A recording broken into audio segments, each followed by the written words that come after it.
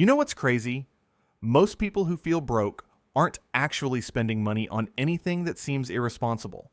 They're not buying yachts or designer clothes or gambling their paycheck away. They're spending money on completely normal things that everyone else is spending money on too. And that's exactly the problem. Because somewhere along the way, we decided that certain expenses were just part of life. Non-negotiable costs that everyone has to deal with. But here's the truth that nobody wants to hear. A lot of these so-called normal expenses are completely optional, and they're the main reason most people will never build any real wealth. My name is Drew, and I've spent years helping people figure out why their money disappears, even when they think they're being responsible with it. If you're tired of feeling like you're doing everything right financially, but still can't get ahead, make sure to subscribe and hit that like button, because what I'm about to tell you might make you a little uncomfortable, but it could also change your entire financial trajectory. Let's start with the big one, and this is going to make some people defensive, but it needs to be said. Permanent car payments. Now, I'm not talking about having one car payment that you pay off, and then you're done. I'm talking about the people who always have a car payment, who trade in their car every 3 or 4 years and roll into a new loan before they've even finished paying off the old one. And this is considered completely normal now. Walk into any dealership and they'll tell you the average person always has a car payment, like it's just a fact of modern life, like paying for electricity or water. Except it's not. It's a choice. And it's a choice that's keeping millions of people poor. Here's how this trap works. You buy a new car, or even a relatively new used car, and you finance it for 5 or 6 years. The payments are manageable, maybe $400, $500, $600 a month, depending on the vehicle. You convince yourself it's fine because you need reliable transportation and you don't want to deal with the hassle of an older car breaking down. Fair enough. But then 3 years into that loan, you start getting the itch. Your car still works perfectly fine, but it's not new anymore. Maybe there's a newer model with better features. Maybe your friends have nicer cars. Maybe you just want something different. So you go back to the dealership, trade in your current car for whatever it's worth with 3 years of payments still owed on it, and you roll that remaining debt into a new loan on a different vehicle. Congratulations, you just reset the clock. You're back to square one with another 5 or 6 years of payments ahead of you, except now your loan balance is even higher because you're financing both the new car and whatever you still owed on the old one.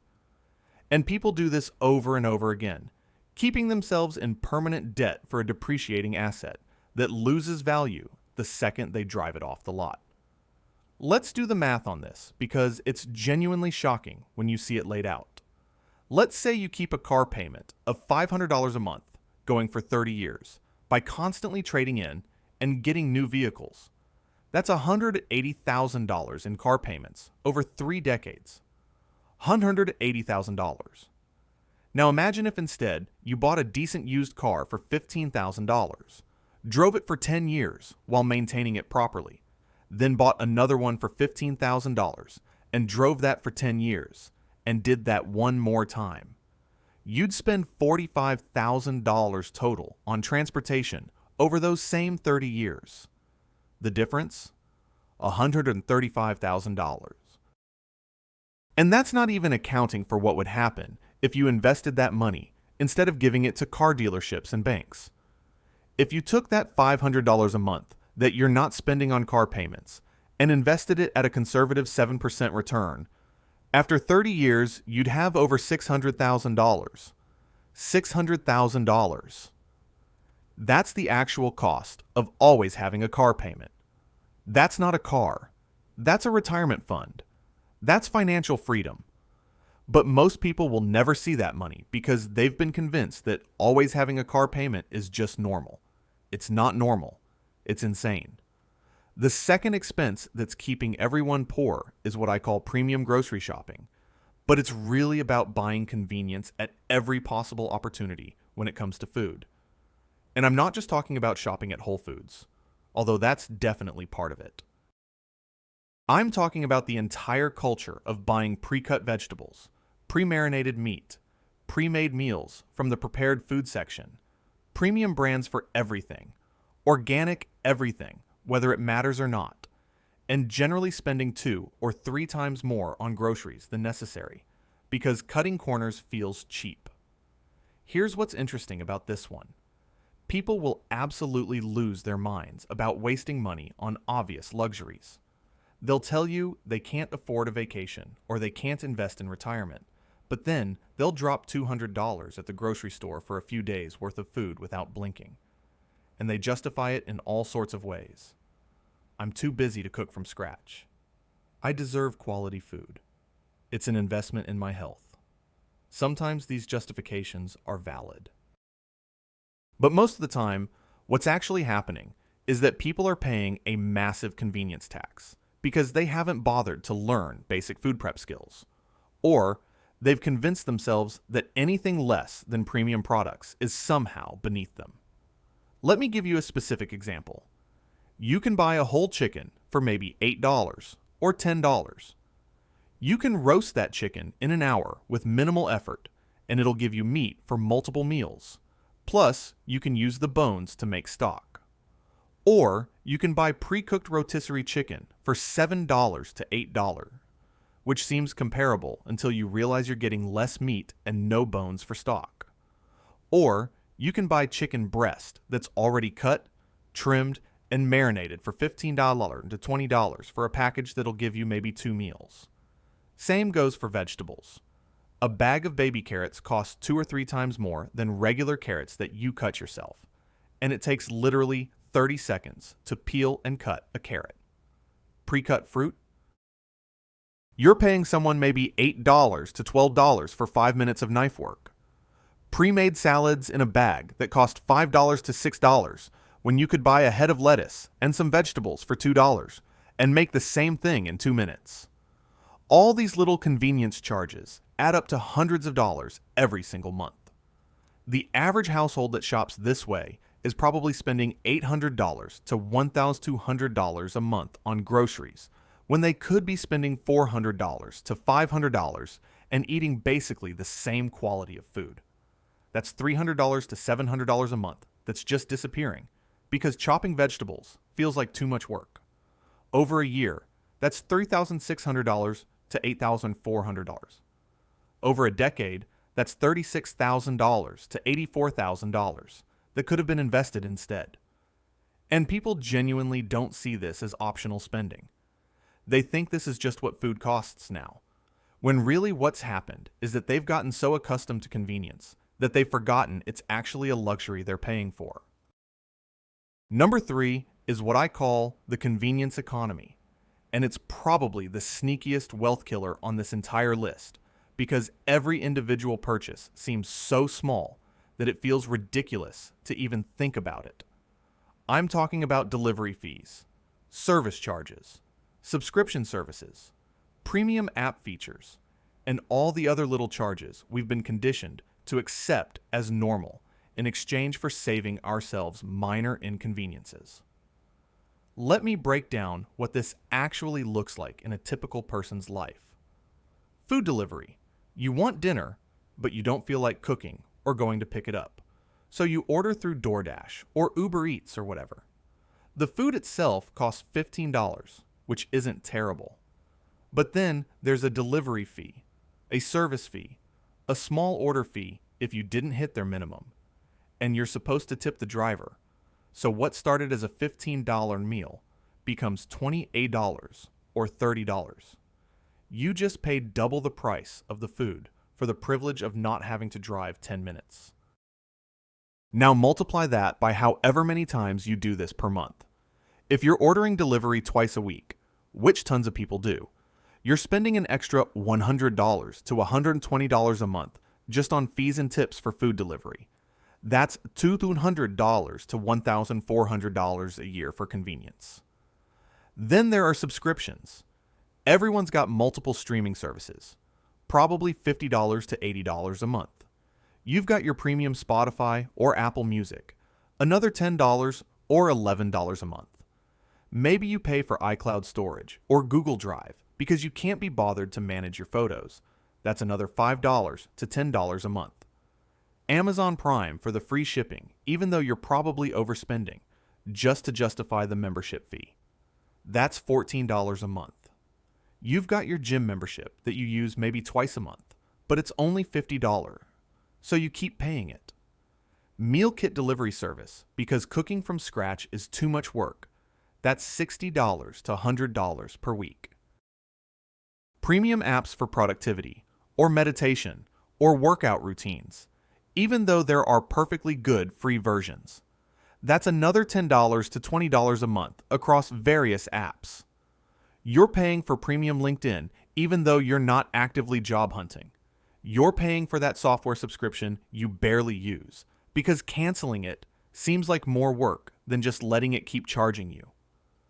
Add it all up, and you're probably spending $200 to $400 a month on subscription services and convenience fees. That's $2,400 to $4,800 a year. And here's the thing. Almost none of it is actually making your life significantly better. You're not happier because you have 7 streaming services instead of 2. You're not more productive because you're paying for premium apps you open once a month. You're just broke. That's it. The fourth expense is what I call replacement culture, and it's the idea that anything that's not brand new or recently upgraded is somehow inadequate, even when it works perfectly fine.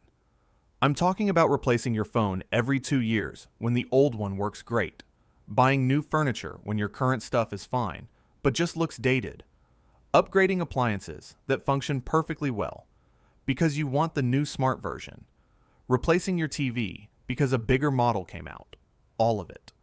And what makes this particularly insidious is that modern capitalism has basically trained us to feel like we're falling behind if we're not constantly consuming newer versions of things we already own.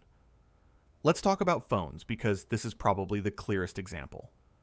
A new iPhone costs what? $1,000 to $1,200?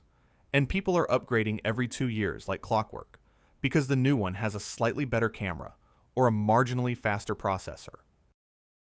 But here's the thing. Unless you're a professional photographer or you're doing something that actually requires cutting-edge processing power, your current phone is doing everything you need it to do. You're texting, scrolling social media, taking pictures, watching videos, using apps. Your 3-year-old phone does all of that just fine. But Apple and Samsung and every other tech company has figured out how to make you feel like you need the newest model. So you keep upgrading when you absolutely don't have to. That's $500 to $600 every 2 years that you're basically throwing away. Over 20 years, that's $5,000 to $6,000 on phone upgrades you didn't need. The same thing happens with furniture and appliances.